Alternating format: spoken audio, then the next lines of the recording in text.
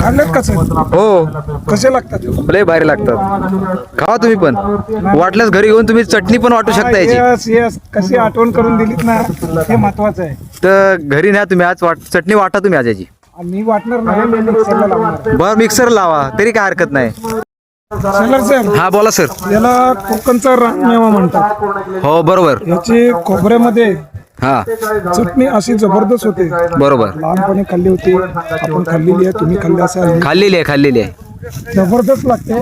आणि याच्या जर तुम्ही गरम गरम तांदळाची जर भाकरी घातलीत आणि त्याच्यासोबत जरी चटणी जर तुम्ही खाल्लीत सॉलिड सॉलिड तर मग तुम्ही समजा रोज 2 भाकरी खात असाल तर तशा टायमाला तुम्ही 4-5 भाकरी दाबून खाल 4-5 सर नक्की. एवढं नक्की आहे. हे बाकी मनातलं बोललात ना. हा कारण कसा अनुभव आहे ना हो आपल्याला. आणि जुनी लोक हेच खात होती. हेच ना अहो तेव्हा त्याच्या पोरांना हे बर्गर पिझ्झा त्यांना चायनीज पाहिजे मंचुरियन पाहिजे मंचुरियन.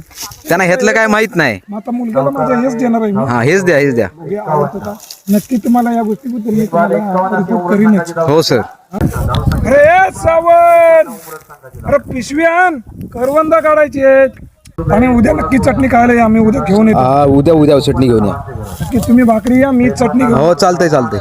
हे पण पिशवी आण ना लवकर. कवाची पिशवी आणतोय रे तू. हा सर हे बघा पिशवी आणले. पिशवी चांगली मोठी आणलेली आहे. जोरात पिशवी आणलेली आहे. आता काढा तुम्ही. पण हे पण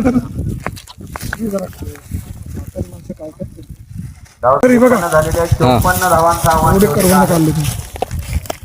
चांगलं केले. काढा अजून.